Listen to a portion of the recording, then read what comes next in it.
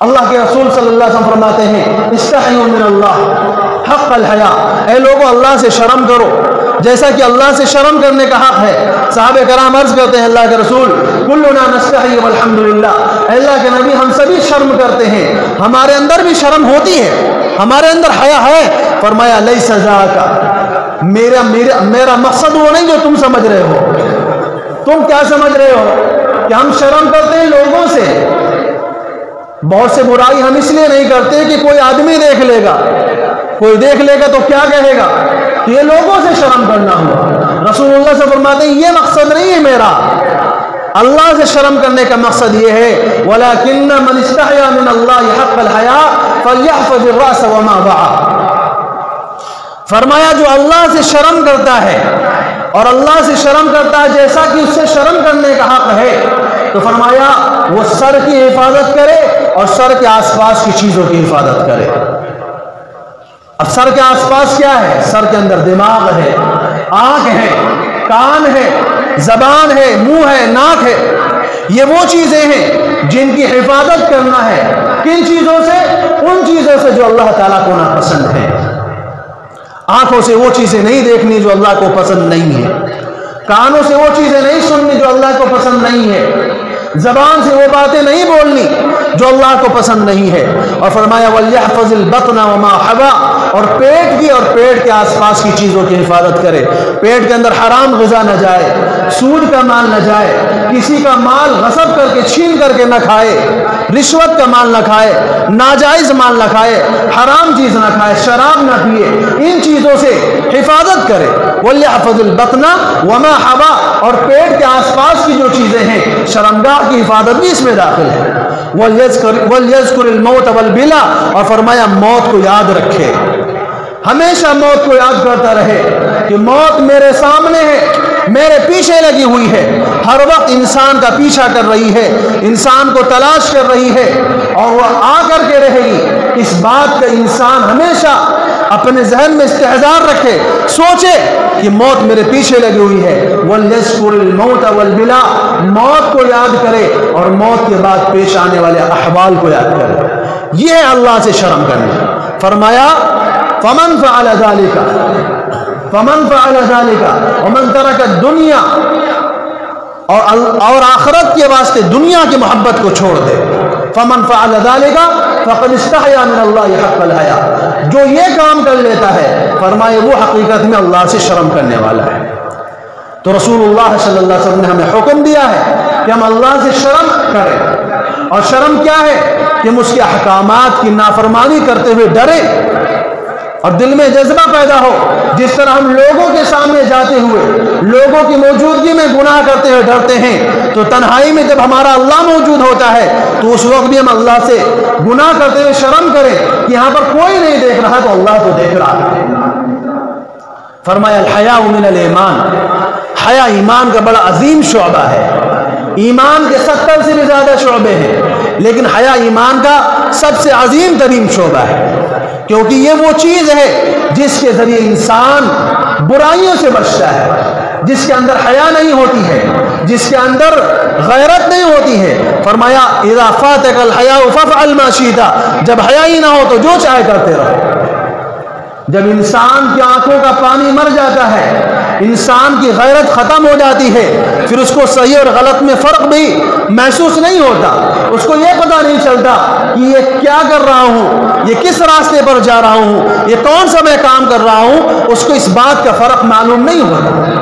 فرمایا ان لکل دین خلقا، ہر دین کی خاصیت ہوتی ہے، ہر دین کی کوئی پہچان ہوا کرتی ہے۔ وخلق الاسلام الحیا، اور اسلام کی پہچان، اسلام کی خاصیت جو ہے وہ حیا ہے۔ تو حیا اور پردہ داری یہ اسلام کی نظر میں دو عظیم دولتیں ہیں جس کے ذریعے انسان بہت ساری برائیوں سے بچتا ہے، بہت ساری بدکاریوں سے بچتا ہے۔ اللہ تبارک و تعالیٰ نے مسلمان مردوں کو بھی اور مسلمان عورتوں کو بھی دونوں کو حیا کرنے کا حکم فرمایا ہے۔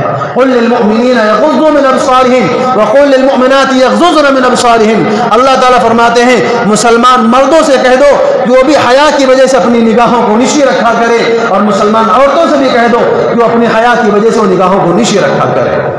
غیر محرموں کی طرف نظر کرنا، غیر محرموں کو للچائی ہوئی نظروں سے دیکھنا، یہ شیطانی تیر ہے، یہ شیطانی جال ہے جو انسان کی ایمان کو چھیننا چاہتا ہے، جو انسان کو ایمان سے محروم کرنے کے لیے ہے۔ اس لیے رسول اللہ صلی اللہ علیہ وسلم فرماتے ہیں لا یخلون رجل منکم بامرأۃ، کوئی بھی آدمی کسی عورت کے ساتھ تنہائی میں نہ جائے، کسی غیر محرم عورت کے ساتھ تنہائی میں نہ جائے، الا ومعها ذو رحم محرم منہ، ہاں اگر اس کے ساتھ اس کا کوئی محرم ہے، اس کا بھائی موجود ہو، اس کا باپ موجود ہو، اس کا شوہر موجود ہو، اس کا بیٹا موجود ہو، تو اگر کسی ضرورت کے لیے جانا چاہے تو جا سکتا ہے، لیکن پھر بھی بے پردگی نہیں ہونی چاہیے۔ اور فرمایا ولا تسافر المرأة الا مع ذو رحم محرم، اور کوئی عورت بغیر محرم کے سفر نہ کرے، وہ چاہے دین کا سفر ہو، دنیا کا سفر ہو، کیسا بھی سفر ہو، عورت کا تنے تنہا، یہاں تک کہ اگر عورت بغیر محرم کے حج کے لیے بھی جاتی ہے، عمرے کے لیے بھی جاتی ہے، تو اس کا جانا حرام ہے۔ شریعت کی نظر میں عورت کا تنہا سفر کرنا اسلام اس کی اجازت نہیں دیتا ہے۔ چنانچہ جب رسول اللہ صلی اللہ علیہ وسلم نے یہ بات فرمائی کہ کوئی عورت بغیر محرم کے سفر نہ کرے، تو ایک شخص کھڑے ہوئے اور کہنے لگے اللہ کے رسول ان امراتی خرجت حاجتن، میری عورت تو حج کرنے کے لیے چلی گئی ہے، وہ راستے میں نکل چکی ہے، وانی اکتتبت فی غزوۃ کذا وکذا، اور میرا نام فلاں فلاں غزوے میں لکھا ہے، مجھے جہاد میں جانا ہے، میری عورت حج کو جا رہی ہے۔ رسول اللہ صلی اللہ علیہ وسلم فرماتے ہیں انطلق فحج معها، جاؤ اس کے ساتھ حج کر کے آؤ۔ جہاد میں جانے سے روک کر کے اس مرد کو اللہ تعالی رسول اللہ صلی اللہ علیہ وسلم حکم دیتے ہیں کہ جاؤ، تمہاری بیوی بغیر محرم کے حج کرنے کے لیے جا رہی ہے، بغیر محرم کے اس کا جانا جائز نہیں ہے، لہذا جاؤ، تم جہاد کو چھوڑو، اللہ کے راستے میں نکلنے کو چھوڑو، جاؤ اس عورت کے ساتھ حج کر کے آؤ۔ تو اللہ تبارک و تعالیٰ نے یہ جتنے احکامات دیے ہیں، یہ جو قوانین بنائے ہیں، یہ صرف اور صرف عورت کے حقوق کی حفاظت کے لیے بنائے ہیں، اس کی عزت کی حفاظت کے لیے بنائے ہیں، اس کی عزت کی پردہ داری کے لیے بنائے ہیں۔ لیکن آج مسلمانوں کے اندر غیروں کی دیکھا دیکھی، غیروں کی تقلید میں بے پردگی عام ہوتی جا رہی ہے۔ مسلمان عورتیں، مسلمان بچیاں بے پردہ ہوتی جا رہی ہیں، ہوٹلوں میں، بازاروں میں، سڑکوں کے اوپر غیر محرموں کے ساتھ بے محابہ ملنا جلنا، ان سے باتیں کرنا، ان سے دوستیاں قائم کرنا اور ان کو ایک دوسرے کو گفٹ دینا، یہ چیز آج مسلمان کلچر کے اندر، مسلمان معاشرے کے اندر بھی عام ہو گئی ہے۔ حالانکہ اسلام کا جو معاشرہ ہے وہ حیا کے اوپر مبنی ہے، شرم کے اوپر مبنی ہے۔ خود ہمارے آقا صلی اللہ علیہ وسلم کے بارے میں صحابہ کرام فرماتے ہیں کان اشد حیاء من العذراء، فرمایا رسول اللہ صلی اللہ علیہ وسلم ایک با حیا عورت سے بھی زیادہ حیادار تھے۔ کنواری لڑکی جو حیادار اور پردے والی لڑکی ہو، اس سے بھی زیادہ شرم کیا کرتے تھے۔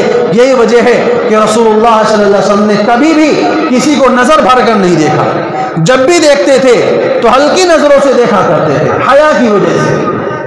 تو حیا اسلام کا مدار، اسلام کی بنیاد جو ہے وہ حیا کے اوپر رکھی گئی ہے۔ جب حیا چلا جاتا ہے تو ایمان بھی چلا جاتا ہے۔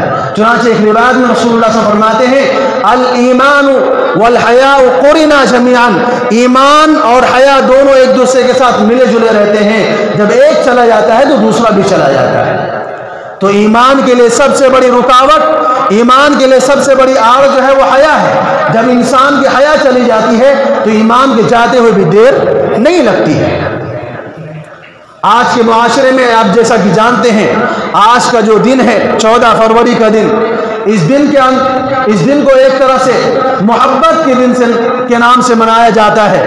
یہ مغرب کی دیکھا دیکھی اب مسلمانوں کے معاشرے کے اندر بھی بات عام ہو چکی ہے کہ وہ اس مغرب کی تقلید میں، مغرب کے پیروی میں اور انگریزوں اور عیسائیوں کی تقلید میں ان کی مشابہت کو اختیار کرتے ہوئے، جیسا کہ رسول اللہ صلی اللہ علیہ وسلم نے فرمایا تھا کہ تم پہلے لوگوں کی پیروی کرو گے قدم بقدم، शिबरन बिशिबरिन ज़िराअन बिज़िराइन, फरमाया तुम कदम ब कदम, पहलू ब पहलू उनकी पैरवी करोगे, यहाँ तक कि अगर उनमें से किसी ने अपनी माँ के साथ ज़िना भी किया होगा तो तुम में भी कोई ऐसा फायदा होगा जो अपनी माँ के साथ ये काम करेगा। तो आज मगरिब की देखा देखी मुसलमान लड़के लड़कियां भी इस बेहयाई के सैलाब में बहे जा रहे हैं, जिसको हम वैलेंटाइन डे के नाम से जानते हैं। इसकी तारीख के बारे में बड़े मुख्तलिफ वाक़यात आते हैं, चंद मशहूर वाक़यात इसके बारे में बताए जाते हैं। कहते हैं कि ईसाइयों के यहाँ जो रूम मुल्क है, तो रूम मुल्क उनका जो बादशाह गुजरा है, उस बादशाह को एक भेड़िए ने दूध पिलाया था। उसकी खुशी में वो 14 फरवरी को वो खुशी का दिन मनाया करते थे। और उसका तरीक़ा क्या होता था कि उस दिन एक बकरी को और एक कुतिया को ज़बह किया जाता था और उसके खून को दो नौजवानों के बदन पर मल दिया जाता था। फिर वो दोनों नौजवान पूरी आबादी में, पूरी बस्ती में घूमते थे और वो चमड़े के 2 टुकड़े लिया हुआ करते थे और उन चमड़े के टुकड़ों से वो औरतों को मारते थे।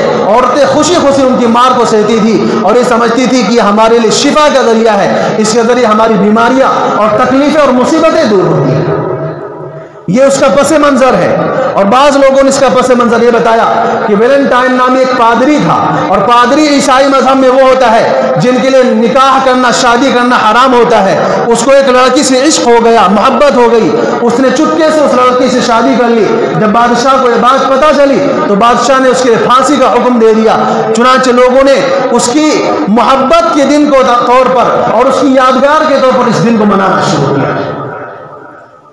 और बाज़ तारीख के मुताबिक कहते हैं 14 फरवरी का दिन ईसाई मजहब के मुताबिक ये देवी और देवताओं के रूहों के आने का दिन है। चुनांचे उनके यहाँ भी रूहों के आने का अकीदा लोगों के अंदर पाया जाता है, जैसा कि हमारे बाज़ जाहिल मुसलमानों के अंदर भी ये बात पाई जाती है कि रूहें फुला दिन घर में आती हैं, मरने के बाद फुला दिन तक, फुला टाइम तक रूहें आती रहती हैं। हालांकि ये जहालत पर मबनी अकीदा है, इसकी इस्लाम में इसका कोई वजूद ही नहीं है। अल्लाह तबारक व तआला फरमाते हैं वमिन वराइहिम बरज़खुन इला यौम युबअसून, जो बंदा दुनिया से चला जाता है अल्लाह ताला उसके दरमियान और दुनिया के दरमियान एक आड़ पैदा फरमा देते हैं। अब वो क़यामत तक इस दुनिया में नहीं आ सकता, न उसकी रूह आ सकती है, न उसका जिस्म आ सकता है, न उसका और कोई चीज जिसका लोगों ने तस्वुर कर रखा है और अपने तौर पर इसको बना रखा है आ सकती है। चुनांचे ईसाइयों के अंदर भी एक अकीदा था कि 14 फरवरी के दिन पादरियों की रूहें दुनिया में आती हैं, लिहाजा उनके इस्तकबाल के लिए, उनकी खुश आमदीद के लिए ये लोग शराब और गाने की, नाच गाने की मजलिसें मुनक़्क़िद करते। नौजवान लड़के लड़कियां एक साथ गाते, नाचते और एक दूसरे को गुलाब पेश करते, एक दूसरे को मोहब्बत की जो है पैगाम दिया करते थे। वो धीरे धीरे ये कल्चर मुसलमानों के अंदर भी आ चुका। तो ये इसका पस मंजर है। आज हम मुसलमान गैरों की तकलीद में और गैरों की देखा देखी हम हर काम करना शुरू कर देते हैं बगैर उसकी हकीकत को मालूम किए हुए, उसके पस मंजर में जाए हुए। अल्लाह तबारक व तआला फरमाते हैं कि ये चीज़ हराम है। गैरों की मुशाबाहत करना, गैरों की तकलीद करना, गैरों के रस्म और रिवाज को अपनाना, गैरों की शक्ल सूरत को अपनाना, ये शरीयत इस्लाम के अंदर हराम है। फरमाते हैं अल्लाह ताला कुरान करीम में वला तरकनू इलल्लज़ीना ज़लमू फतमस्सकुमुन नार, तुम जालिमों की तरफ माइल मत हो जाओ कि तुमको जहन्नम में जाना पड़ जाए। जालिमों की तरफ माइल होना क्या है? मुफस्सिरीन फरमाते हैं अल-मवद्दतु बिही, उनके साथ मोहब्बत करना, उनके साथ ताल्लुकात कायम करना, उनके साथ रिश्ते कायम करना, उनके साथ दोस्तियां लगाना। और फरमाया वतज़य्यी बिज़य्यिहिम, उनकी जैसी शक्लें बनाना। आज मुस्लिम मुआशरा में 90% लोग ऐसे हैं जो ईसाइयों जैसी शक्लें बनाए फिरते हैं, ईसाइयों जैसी सूरतें बनाए फिरते हैं। अल्लाह ताला फरमाते हैं ला तरकनू इलल्लज़ीना ज़लमू, तुम जालिमों की तरफ मत जाओ, जालिमों की जैसी शक्लें मत बनाओ, फतमस्सकुमुन नार, वरना तुमको जहन्नम में जाना पड़ेगा। फरमाया वतज़य्यी बिज़य्यिहिम, उनके मजालिसों की तारीफ करना, उनके अकायद की ताज़ीम करना, उनके त्योहारों में शामिल होना। मुफस्सिरीन फरमाते हैं ये सारी बातें इसमें शामिल हैं। और दूसरी वजह इसके हराम होने की यह है कि रसूलुल्लाह सल्लल्लाहु अलैहि वसल्लम फरमाते हैं मन तशब्बह बिक़ौमिन फहुव मिनहुम, چونکہ یہ خالص عیسائی تہوار ہے اور وہ بھی شرک پر مبنی، بت پرستی پر مبنی ایک تہوار ہے جو مسلمان معاشرے کے اندر آ چکا ہے، تو یہ غیروں کی مشابہت ہوئی، اور غیروں کی مشابہت کے بارے میں رسول اللہ صلی اللہ علیہ وسلم فرماتے ہیں من تشبہ بقوم فہو منہم، جو غیروں کی مشابہت اختیار کرے گا اللہ تعالیٰ اس کے ساتھ بھی وہی معاملہ فرمائیں گے جو غیروں کے ساتھ معاملہ فرمائیں گے، یعنی جو ان کا حشر ہوگا قیامت میں جو ان کے ساتھ معاملہ کیا جائے گا اور جس طرح ان کو جہنم میں جلنا پڑے گا، جو ان کی مشابہت اختیار کرے گا، ان کے طور و طریقے کو اپنائے گا، اس کو بھی اسی طرح جہنم میں جانا پڑے گا۔ اور تیسری چیز جو اس کے حرام ہونے کی ہے وہ یہ ہے کہ اس تہوار کے اندر بے حیائی کا دورہ ہوتا ہے، نوجوان لڑکے لڑکیاں آپس میں دوستی کرتے ہیں، ایک دوسرے کو گفٹ دیتے ہیں، تحفے تحائف دیتے ہیں، گلاب دیتے ہیں، مبارکباد دیتے ہیں، باہم گلے ملتے ہیں، پارکوں میں جاتے ہیں، بوس و کنار کرتے ہیں، یہاں تک کہ زنا کے جیسے اسباب وجود میں آتے ہیں۔ اور اسلام وہ مذہب ہے جس نے صرف زنا سے منع نہیں کیا ہے بلکہ زنا کے جو اسباب ہیں، جو چیزیں زنا تک پہنچا سکتی ہیں، ان چیزوں سے بھی منع کیا ہے۔ دنیا میں بعض ممالک ایسے ہیں جو باقاعدہ سرکاری طور پر اعلان کر کے اس تہوار کو منانے کا حکم دیتے ہیں، اور ایک ملک ہے جس نے باقاعدہ سرکاری طور پر اعلان کیا کہ اس تاریخ میں رات کے 12 بجے سمندر کے کنارے نوجوان جوڑے آ کر کے آپس میں ایک دوسرے کو جو ہے بوس و کنار کریں، ایک دوسرے کے گلے لگیں، ایک دوسرے کو معانقہ کریں۔ چنانچہ ہر 14 فروری کی ہر تاریخ کو اس ملک کے اندر آج بھی 5122 جوڑے آپس میں اجتماعی طور پر زنا کرتے ہیں، بدکاری کرتے ہیں اور بے حیائی کا بازار گرم کرتے ہیں اور قوم کی اور عزت کا جنازہ نکالتے ہیں۔ اللہ تبارک و تعالیٰ قرآن کریم میں فرماتے ہیں لا تقربوا الزنا، اے لوگو زنا کے قریب مت جاؤ، انہ کان فاحشہ، یہ ایک بے حیائی ہے، یہ ایک برائی ہے، وساء سبیلا، اور یہ بہت ہی برا راستہ ہے۔ اللہ تعالیٰ یہ نہیں فرما رہے کہ زنا ہی مت کرو، کہہ رہے زنا کے قریب بھی مت جاؤ، یعنی وہ کام بھی مت کرو جو زنا کے قریب پہنچاتے ہو۔ اب زنا کے قریب کیا ہے پہنچانے والے کام؟ دوستیاں لگانا، آپس میں بات چیت کرنا، ایک دوسرے کو تحفے تحائف دینا، یہ وہ چیزیں ہیں جو اسباب زنا میں سے ہیں۔ اللہ تعالیٰ فرماتے ہیں زنا ہی نہیں، زنا کے قریب بھی مت جاؤ۔ چنانچہ رسول اللہ صلی اللہ علیہ وسلم فرماتے ہیں اذا زنا الرجل خرج منه الایمان، جب آدمی زنا کرتا ہے تو ایمان اس کے دل سے نکل جاتا ہے۔ وصار علیہ الذلہ، اور صاحبان کی طرح اس کے اوپر لٹک جاتا ہے۔ جس وقت انسان زنا کاری میں اس برائی میں مبتلا ہوتا ہے اس وقت بندہ مومن نہیں رہتا۔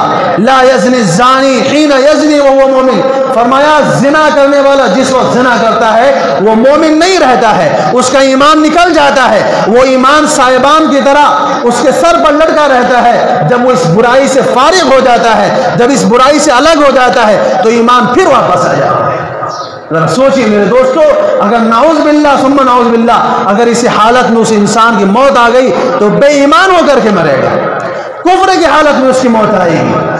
اور ایک دوسری روایت میں رسول اللہ صلی اللہ علیہ وسلم فرماتے ہیں کہ تم میں سے کوئی آدمی اپنے سر کے اندر لوہے کا گرز اپنے سر کے اندر چبھا لے اور اپنے سر کے اندر ٹھوس لے، اس بات سے بہتر ہے کہ من ان یمس امرأة لا تحل له، کسی ایسی عورت کو ٹچ کرے، کسی ایسی عورت کو ہاتھ لگائے جو اس کے لیے حلال نہیں ہے، جو اس کی بیوی نہیں ہے، جس سے خواہش پورا کرنا اس کے لیے جائز نہیں ہے، ایسی عورت کو چھونا، فرمایا اس سے بہتر یہ ہے کہ انسان اپنے سر کے اندر لوہے کا جو ہے گرز اٹھا کر کے اپنے سر کے اندر چبھا لے۔ تو اتنی سختی کے ساتھ اللہ تبارک و تعالیٰ نے بے حیائی سے اور برائی سے روکا ہے، اور آپ جانتے ہیں کہ اس تہوار کے اندر بے حیائی کا بازار گرم کیا جاتا ہے، ماں باپ کی پرورش، ماں باپ کی عزتیں لٹوائی جاتی ہیں، خاندان کو بدنام کروایا جاتا ہے۔ اس لیے مسلمانوں کو ان جیسے تہواروں سے اور ان جیسے پروگراموں سے دور رہنا بہت ہی ضروری ہے، ان کا بائیکاٹ کرنا اور اپنی نسلوں کو ان سے دور رکھنا اور ان کو سمجھانا اور یہ بتانا کہ یہ ہماری اسلام سے اس کا کوئی تعلق نہیں ہے، یہ ہمارے ایمان کو لوٹنے والی چیزیں ہیں، یہ ہمارے ایمان کو تباہ کرنے والی چیزیں ہیں، اور یہ اللہ اس کے رسول کے احکامات کو جو ہے تار تار کر دینے والی چیزیں ہیں، جن چیزوں سے بچنا ہمارے آج اپنے ایمان کی حفاظت کے لیے، اپنی نسلوں کی حفاظت کے لیے بہت ہی ضروری ہے۔ اور غیروں کی دیکھا دیکھی اور غیروں کی تقلید کرنا اسلام کے لیے اور اسلام کے قانون کے مخالف ہے، اللہ اسلام کی روح کے بھی مخالف ہے اور اللہ کے احکامات کے بھی مخالف ہے۔ اس لیے آج ہماری نوجوان نسل خاص طور سے اس بات کا اپنے آپ کو پابند بنائے کہ غیروں کے رسموں میں شامل ہونا، ان کے تہواروں میں شامل ہونا اور ان کے جیسے تقریبات کو ایجاد کرنا، ان کو اپنانا، یہ اسلام اور مسلمان کے لیے زیب نہیں دیتا ہے۔ جو بھی مسلمان اللہ والا ہوگا، اللہ سے شرم کرنے والا ہوگا، اللہ سے ڈرنے والا ہوگا، وہ ان چیزوں سے اپنے آپ کو بچائے گا، دور رکھے گا۔ اللہ تبارک و تعالیٰ سے دعا ہے